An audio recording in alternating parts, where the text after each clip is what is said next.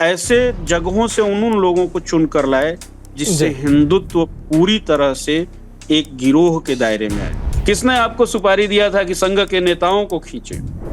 किसके कहने पर एनआईए मुझे डायरेक्ट फोन करती है बियॉन्ड द लॉ जाकर के? ये जो लोग कांग्रेस के दिख रहे थे उस समय, ये असल में हमारे भारतीय कांग्रेस के लोग नहीं थे। दर्द बड़ा है, परिवार बर्बाद हो गए। आप लोगों को थोड़ा भी समझ नहीं आया कि हम भी भारतीय हैं। हम आग्रह करेंगे कि उस कालखंड के संपूर्ण अधिकारियों का जांच हो। नमस्कार, रिपब्लिक भारत के डिजिटल प्लेटफॉर्म पर आप सभी का स्वागत है। मैं आपके साथ सागर मिश्रा। आज हम बात करेंगे मालेगांव ब्लास्ट को लेकर। ये वही ब्लास्ट है जिसमें 7 लोगों को आरोपी बनाया गया। एक धमाका, 6 लोगों की जान चली गई और करीब 100 लोग घायल हुए थे। लेकिन सच्चाई ये है कि जिन लोगों को आरोपी बनाया गया था वो लोग बेकसूर थे। लेकिन सोचिए, 17 साल ये लंबा इंतजार कैसे उन लोगों ने गुजारा होगा जिन लोगों को दोषी ठहराया गया था। आज के दिन जब फैसला आया तो उनकी आंखों में आंसू थे। वो अपनी दर्द और अपनी पीड़ा बता रहे थे कि आखिर कैसे हमने उस लम्हे को जिया है। आज के दिन हमारे साथ स्वामी अनंतानंद सरस्वती जी होंगे जो बताएंगे कि आखिर ये 17 साल कैसे बीते। साध्वी प्रज्ञा के बहुत करीबी हैं, इन्होंने इन लोगों से मुलाकात भी की। सारा दर्द और सारी कहानियां इन लोगों ने स्वामी जी से बताई है। स्वामी जी, बहुत बहुत स्वागत है आपका रिपब्लिक भारत पर। धन्यवाद। स्वामी जी, उन 17 सालों को कैसे आप समेटेंगे चंद शब्दों में? क्योंकि आपने तो देखा उन लोगों को जो लोग अस्पतालों में एडमिट थे, जिन लोगों ने उस दर्द को झेला है, वो दर्द जो बिल्कुल भी देखिए सहन करने लायक वो पीड़ा नहीं थी। स्वामी जी, शुरुआत। कम शब्दों में इसको समेटा नहीं जा सकता है। बस इतना ही कहूंगा कि सज्जनों के लिए जो बात कही गई कि सज्जन मौन हो जाता है।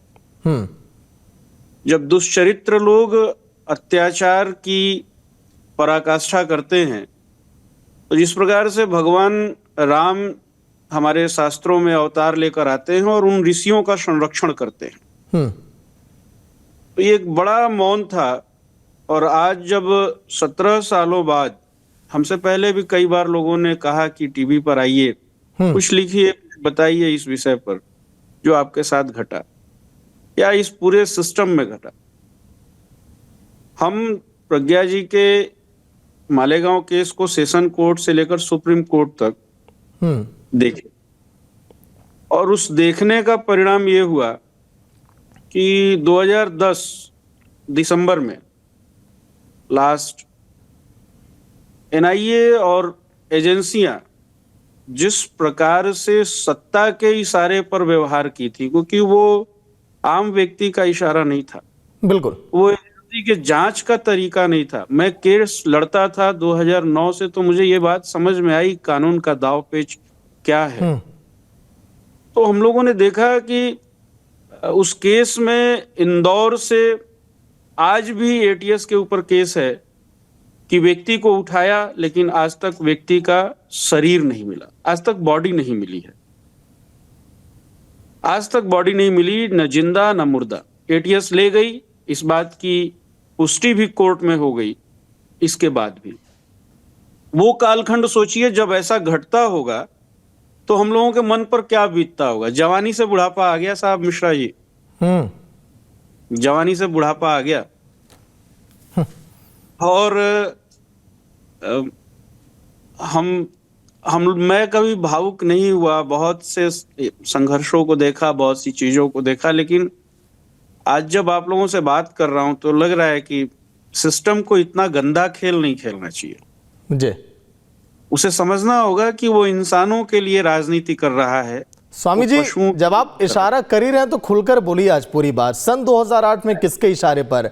सितंबर सन 2008 का वो महीना जब ये धमाका हुआ, कहा जाता है बाइक किसी और की थी, किसी को कह दिया जाता है कि ये लोग बम यहाँ पर बना कर लाए थे, उन्हीं 7 आरोपियों में से। मैं एक बात पूछता हूँ कि हम अपनी बात बता दें, फिर उस विषय पे भी आता हूँ जी, कि 2010 में किसके कहने पर एनआईए मुझे डायरेक्ट फोन करती है बियॉन्ड द लॉ जाकर के? लॉ है, आप नोटिस दीजिए, हम लोग केस देख रहे थे, आप नोटिस देते कि आप आइए, चलिए।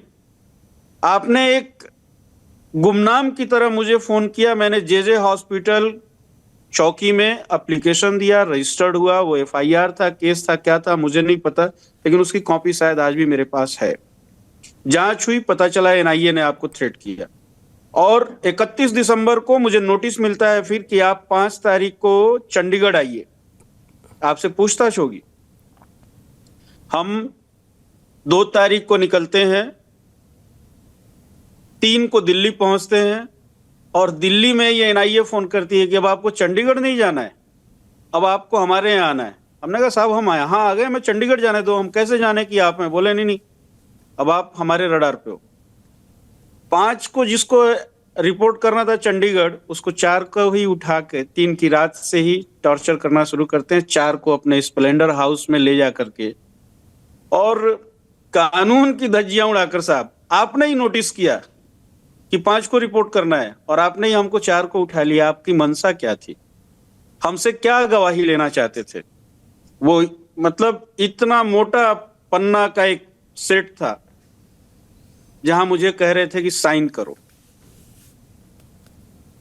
और वो साइन केवल ये था कि संघ को इसमें इन्वॉल्व करना है। मैंने अपने कंप्लेन में भी डाला था कि आरएसएस के बड़े नेताओं के नाम के आगे आप साइन करिए कि आप इनसे मिलते हो और इनके इशारे पर इन लोगों की मदद कर रहे हो, या इस केस को इनके इशारे पर चलाया गया है। मुझे ध्यान है कि 4 जनवरी 2011 को उन लोगों ने मुझे, वो ये भी साबित करना चाह रहे थे कि मैं मेरी मर्जी से दिल्ली में हूं।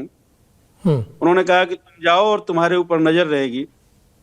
हमारी मानसिक स्थिति ये हुई कि जब हम घर छोड़ चुके हैं और अब ये स्थिति, धमकी मिल रही है कि आपके परिवार को बर्बाद कर दिया जाएगा। मतलब कि स्वामी जी, मैं आपको रोक रहा हूं, क्या इस पूरे केस में ये आप कहना चाह रहे हैं कि आपको भी जमकर घसीटा गया जांच एजेंसियों के द्वारा? घसीटा नहीं गया साहब, आपको जवाब देना पड़ेगा, ऐसा उनका एकदम प्रेशर था।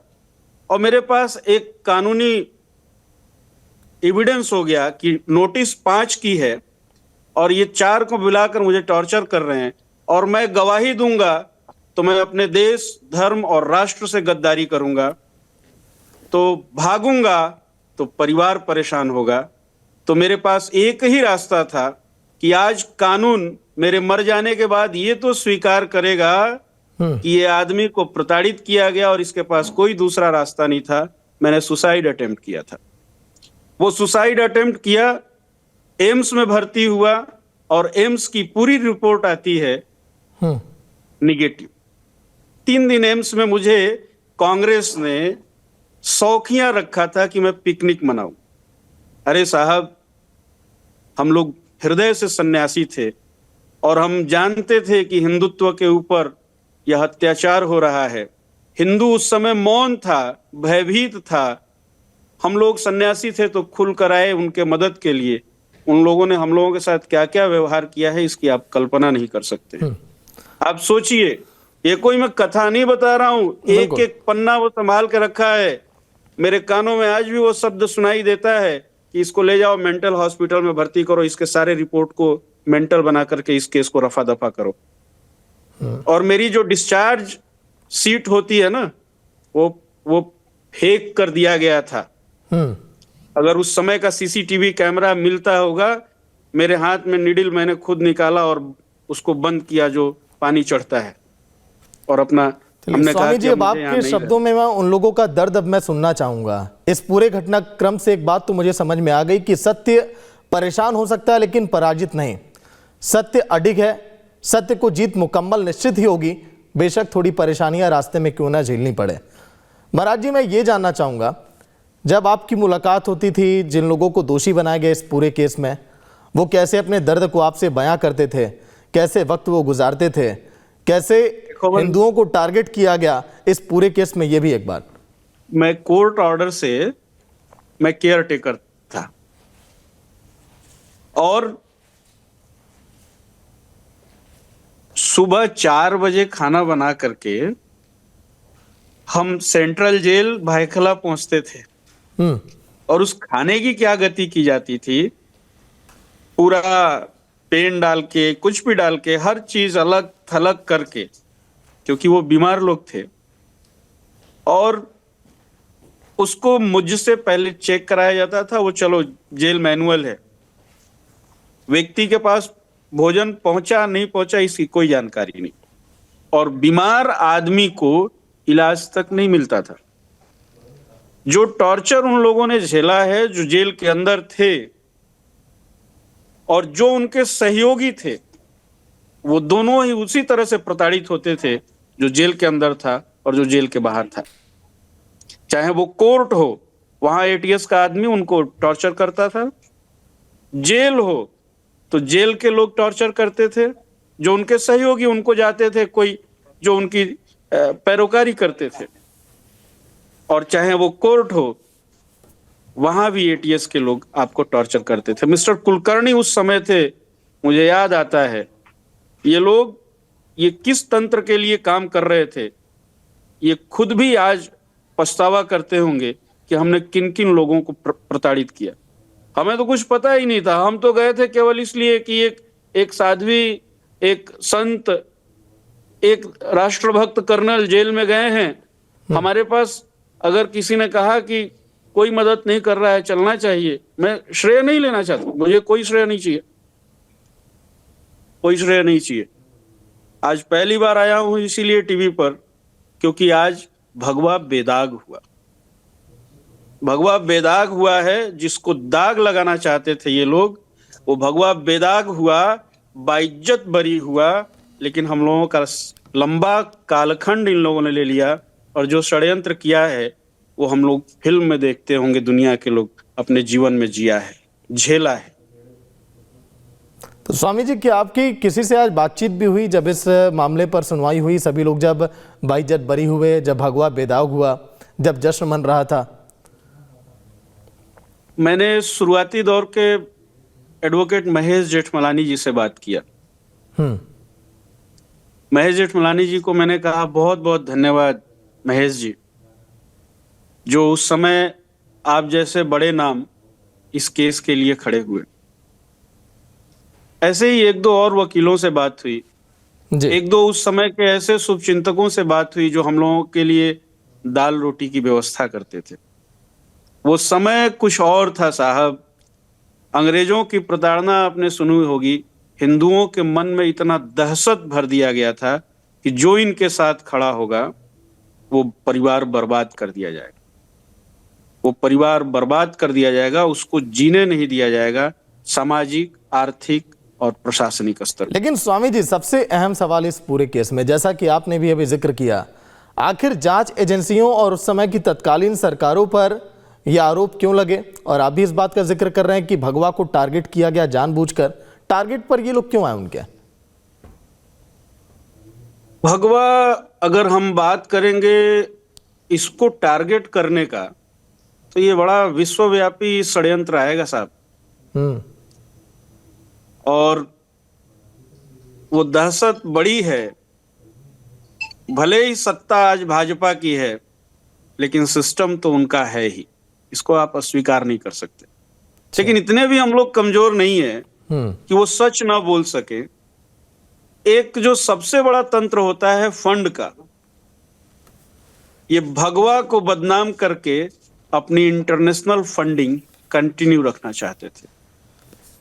इनके संपूर्ण कार्यों में जो भी ये कार्य कर रहे हैं, भगवा कहीं ना कहीं खड़ा होकर के प्रतिकार करता था, क्योंकि भगवा समाज के लिए जीता है, निस्वार्थ जीता है, त्याग का प्रतीक है भगवा।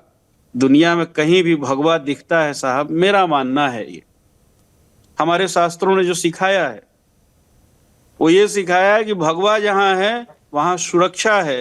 ये भगवा के उस सुरक्षा के प्रतिबिंब को खंडित करना चाहते थे। ये जो लोग कांग्रेस के दिख रहे थे उस समय, ये असल में हमारे भारतीय कांग्रेस के लोग नहीं थे, ये विदेशी ताकतों के लिए काम करने वाले भारतीय कांग्रेस में बैठे हुए नाम कहे जाने वाले तथाकथित कालनेमी लोग हैं साहब, कालनेमी लोग। लेकिन स्वामी दर्द बड़ा है जी, बोलिए, कंप्लीट करिए। दर्द बड़ा है, परिवार बर्बाद हो गए, उन परिवारों को आप संजो नहीं सकते हैं।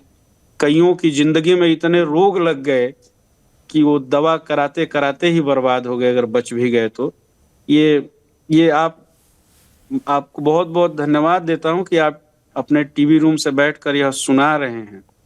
उस समय जिस तरह से बताया जाता था टीवी पर, ट्रेनिंग कैंप चलाने का बात कराया जाता था, दिखाया जाता क्या था। जिन लोगों को भले आरोपी बनाया आदमी गया था स्वामी जी, उन लोगों से आपने कभी अस्पताल में भी जाकर मुलाकात की थी? किससे? जिन लोगों को आरोपी बनाया गया था उन लोगों ने कहा कि वो प्रज्ञा लोग जी का मैं संपूर्ण सेशन कोर्ट से लेकर मैंने कहा सुप्रीम कोर्ट तक पैरोकारी की थी। जी और प्रज्ञा जी के लिए चिकित्सकीय केयर टेकर के रूप में भी मैंने संपूर्णतः केयर टेकर के रूप में मेरे पास बाई कोर्ट ऑर्डर था। साहब, आप विश्वास करिए कि चिकित्सा व्यवस्था के लोग आतंकवादी कहते थे। अरे हम कोर्ट की मार झेल रहे हैं, आप हमको मानसिक संताप क्यों दे रहे हैं? जो लोग थे, एक महिला थी, जो कर्नल था, जो सम्मानित लोग थे, उनको तार तार करके उनको मानसिक रूप से इस तरह से आपने प्रताड़ित किया, फिजिकली इतना टॉर्चर किया कि वो सबके सब विकलांग हो गए। और मेरे जैसा व्यक्ति जो स्पोर्ट्समैन था, एक जर्नलिस्ट था, वो भी बीमार हो गया। आप लोगों को थोड़ा भी समझ नहीं आया कि हम भी भारतीय हैं, हम कानून के साथ हैं, कानून के लिए चल रहे हैं। आपने दिखा दिया कि ट्रेनिंग कैंप चल रहा है। मैं प्रज्ञा जी को जानता था, वो मेरी गुरु बहन है। किराए के पैसे नहीं होते थे ट्रेनिंग कैंप के, कहां से पैसे आएंगे? हैं? हम लोग जनरल ट्रेन के डब्बे में सफर करने वाले लोग, और ट्रेनिंग का बात आप बताते थे। ये तंत्र कैसे गढ़ दिया गया? आज महेश जी से जब बात हो रही थी तो मैंने एक बात कही कि महेश जी, हमारी आपकी चर्चा 5000 के चार्जशीट में उस समय भी हुई थी कि ये जो कह रहे हैं कि ये बाइक यूज की गई है, और जितने तेजी से by date wise in between 48 hours, अगर मैं श्योर हूं, एक लंबा कालखंड हो गया, इन बिटवीन 48 आवर्स इन्होंने आइडेंटिफाइड कर दिया कि ये बाइक प्रज्ञा सिंह ठाकुर की है, ये सूरत से बिकी और इनको आई, और ये मैंने कैसे, आपने कहां से फॉरेंसिक आपके पास रिपोर्ट आ गई, कहां से आप जो है उसकी जांच करवा ली, और इतना तेजी से आपका तंत्र काम करता है। ये पूरी तरह से फ्रेम किया हुआ था, और उस फ्रेम में ऐसे जगहों से उन लोगों को चुन कर लाए जिससे हिंदुत्व पूरी तरह से एक गिरोह के दायरे में आए। कभी हिंदुत्व, आज भी हम लोग देखिए, हम बस इस बात से गदगद हैं कि चलो एक लंबा समय लगा, लेकिन भगवा बेदाग हुआ। और आज मन में एक पीड़ा थी कि इतना टॉर्चर किया इन पापियों ने, और ये तक कह दिया कि इलाज जो है किसी और चीज का हुआ। आज कम से कम हम वो बात खुल के कह पा रहे हैं। मुझे 17 साल लगे दुनिया के सामने यह कहने पर, सामाजिक मंचों पर यह कहने पर, कि ये टॉर्चर कोई सामान्य नहीं था। और अब तो भाजपा की सरकार है, हम आग्रह करेंगे कि उस कालखंड के संपूर्ण अधिकारियों का जांच हो, और उन कांग्रेस की नेताओं की जांच हो, और उनको दायरे के घेरे में लाया जाए कि आपको किसने सुपारी दी थी कि आप भगवा आतंकवाद कहें। किसने दिया था आपको सुपारी? किसने आपको सुपारी दिया था कि संघ के नेताओं को खींचे? किसने दिया था सुपारी कि आप ये कहें कि आरएसएस के प्रचारक जो हैं बम फोड़ रहे हैं, आतंकवादी बन रहे हैं? अरे वो आरएसएस का प्रचारक जो 2 कुर्ता में अपना जीवन जीता था, वो आरएसएस का प्रचारक जिसको सुबह भोजन मिल रहा है तो शाम को नहीं मिल रहा है, वो संत जो जनरल टिकट लेकर के यात्रा करते थे, आपने सबको घसीट दिया। आपकी इतनी, आप तो रावण को भी पीछे छोड़ दिए साहब। मैं खुद भुक्तभोगी हूं उस विषय का, और एनआईए को पहली बार चार्ज किया गया हमारे केस में, क्योंकि एनआईए के पास इस बात का जवाब नहीं था कि मैं 5 को जब जा रहा था चंडीगढ़, तो 4 को ही क्यों मुझे बुलाया गया और इतना टॉर्चर किया गया कि मुझे सुसाइड अटेम्प्ट करना पड़ा। उसके पास कोई उत्तर नहीं था, और एनआईए के खिलाफ जजमेंट हुआ। जस्टिस ढींगरा ने जजमेंट दिया था। जस्टिस ढींगरा ने। तो एक लंबी फहरिस्त है, जी बड़ी भावनाएं हैं। और इनके द टाइम्स ऑफ इंडिया ने लिखा था, जब हमारा एज अ केयर टेकर प्रज्ञा जी के लिए हुआ, तो लिखा था, मैंने वो शब्द मैं नहीं कह सकता हूं साहब, इतने गंदी मानसिकता और विचार के लोग। बिल्कुल। देखिए स्वामी जी, इन 17 सालों की पीड़ा को, दर्द को कुछ मिनटों में समेट पाना तो देखिए बड़ा मुश्किल है। आने वाले कुछ सालों में हम किताबें पढ़ेंगे इस पर, इस दर्द भरी कहानी की, हम फिल्में देखेंगे। लेकिन ये तो मैं आज कहूंगा कि झूठ और फरेब की रफ्तार देखिए स्वामी जी कितनी भी तेज क्यों ना हो बेशक, लेकिन जीत हमेशा सत्य की होती है। ये आज मालेगांव ब्लास्ट के जो तमाम आरोपी थे, जब वो आज बाइज्जत बरी हुए तो हमने देख लिया। स्वामी जी बहुत बहुत शुक्रिया आपका हमारे साथ चर्चा में शामिल होने के लिए। बात करते हुए आंखें नम हो रही हैं, लेकिन एक सन्यासी की अपनी जीवटता है जी। जो किया है इन लोगों ने। हम श्राप भी नहीं देना चाहते, लेकिन भोगना तो पड़ेगा, बिल्कुल भोगना तो पड़ेगा साहब आपको। जी चलिए, बिल्कुल। जो देखिए सत्य की राह पर चलते हैं ना सर, उनका शंखनाद तो प्रभु और पिता परमेश्वर तो करते ही हैं। और आज देखिए शंखनाद ऐसा हुआ कि पूरी दुनिया ने देखा, और जीत देखिए आज भगवा की किस तरह से हुई है। फिर मुलाकात होगी स्वामी जी, शुक्रिया चर्चा में शामिल होने के लिए, धन्यवाद। तो मालेगांव ब्लास्ट के देखिए तमाम जो दोषी थे आज के दिन वो बाहर आए, खुली फिजाओं में उन्होंने सुकून की सांस ली। लेकिन आज जीत हुई हिंदुत्व की, भगवा की, और सत्य एक बार फिर यहां पर जीत गया। फरेब और झूठ की रफ्तार बेशक भी तेज हो, लेकिन 17 सालों का जो दर्द था कैसे उन लोगों ने झेला होगा, आज के दिन हमने वो भी आपको सुनाया है। फिलहाल इतना ही। देखते रहिए रिपब्लिक भारत का डिजिटल प्लेटफॉर्म। नमस्कार।